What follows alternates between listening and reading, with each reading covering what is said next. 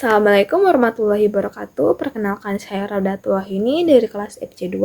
Baiklah, di sini saya akan menjelaskan sistem pencernaan makanan pada manusia terbagi menjadi 7. Pertama, ada mulut. Mulut merupakan bagian dari sistem pencernaan dan pernapasan. Bagian-bagian dari penyusun rongga mulut, yang pertama ada bibir. Bibir ialah bagian mulut paling luar yang terlihat secara langsung, berfungsi mencerna makanan dan menghasilkan suara. 2. Ada gigi. Gigi adalah bagian dari alat pengunyah pada sistem pencernaan dalam tubuh manusia, berfungsi untuk menggigit, memotong, menyobek, mengunyah makanan, menambah nilai estetika, untuk membentuk wajah, serta berbicara. Ada 4 macam gigi. Ada gigi seri. Gigi seri berfungsi untuk memotong makanan. Ada gigi taring, berfungsi untuk menyobek makanan. Ada gigi gerahang depan, berfungsi untuk mengunyah makanan. Ada gigi gerahang belakang, berfungsi untuk mengunyah dan menghaluskan makanan. Ada gigi primer, tumbuh pada usia 6-26 bulan dan berjumlah 20 buah. Dan yang keempat, gigi sekunder berjumlah 30 buah dan tumbuh pertama kali pada usia 6 tahun. Jumlah gigi pada orang dewasa umumnya berjumlah 32 buah. Dan gigi pada usia anak-anak berjumlah 20. Bagian dari penyusun rongga mulut yang ketiga ada lidah. Lidah ialah indera pengecap yang terdiri dari sejumlah bagian dan memiliki berbagai macam fungsi. Fungsi utama menggerakkan makanan saat dikunyah atau ditelan, mengecap rasa dan membantu produksi. Terakhir, ada kelenjar salivia. Kelenjar salivia terdiri dari 3 macam, yaitu ada kelenjar frontoid atau kelenjar ludah terbesar, terletak agak ke bawah di depan telinga. Yang kedua ada submandibula, terletak di rahang bawah. Dan yang ketiga ada sublingual. Kelenjar salivia berfungsi melarutkan makanan untuk mengecap rasa, melembabkan dan melumasi makanan agar mudah ditelan, menguraikan amilu menjadi miltosa, membuang asam urat, zat antibakteri dan antibodi. Sistem pencernaan yang kedua ada paring. Paring berbentuk seperti tabung yang berhubungan dengan rongga hidung, rongga telinga, dan laring. Berfungsi untuk membawa makanan dari rongga mulut menuju sofagus. Sistem pencernaan yang ketiga ada kerongkongan atau esofagus. Berfungsi menggerakkan makanan dari faring ke lambung dengan gerakan fastitatik. Yang keempat, ada lambung atau ventriculus. Ialah rongga pencernaan yang berbentuk seperti huruf J dan terletak di rongga perut, bagian atas sebelah kiri.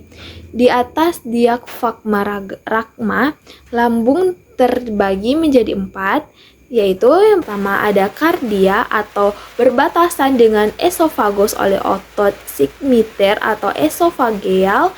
Yang kedua ada fundus atau bagian yang membulat terletak di atas sebelah kiri. Ada badan, bagian terbesar lambung. Yang keempat ada volorus, bagian bawah yang menyempit. Fungsinya menyimpan makanan selama 2-5 jam. Yang kedua memproduksi kumus,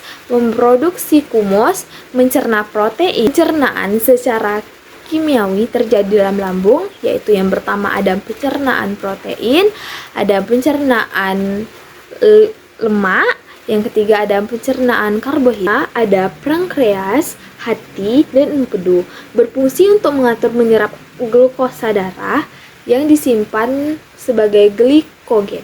Pankreas terletak di bagian bawah lambung. Pankreas tersusun dari sel-sel eksotrim dan endostrim. Enzim pankreas yaitu ada trimsingen, ada kemotripsi, ada lipose, ada amilase, ada karbosifatidase, ada aminofatidase, dan ada defetidase.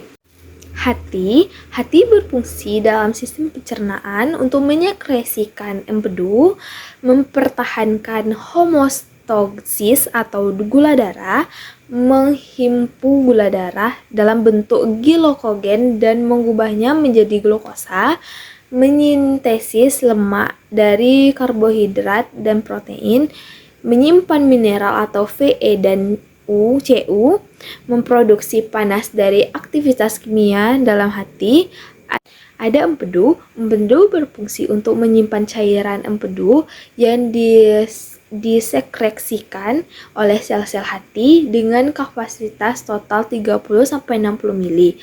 Yang keenam, ada usus halus atau intestinum berfungsi mencerna makanan secara kimiawi dengan enzim-enzim yang berasal dari kelenjar usus, pankreas, dan empedu yang dihasilkan oleh hati. Usus halus terdiri dari 3 bagian. Yang pertama ada usus 12, usus kosong, dan usus penyerapan.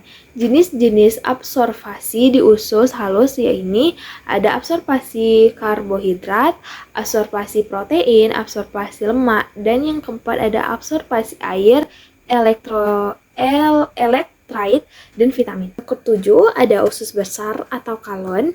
Usus besar terdiri atas bagian-bagian berikut. Yang pertama ada cecum, merupakan kantong tertutup dan memiliki apendiksi vermiforms atau umba cacing. Yang kedua ada kolon, terbagi menjadi kolon menanjak atau ascendent, kolon melintang atau transversus, kolon menurus atau descendant, dan kolon sigmoid berbentuk huruf S.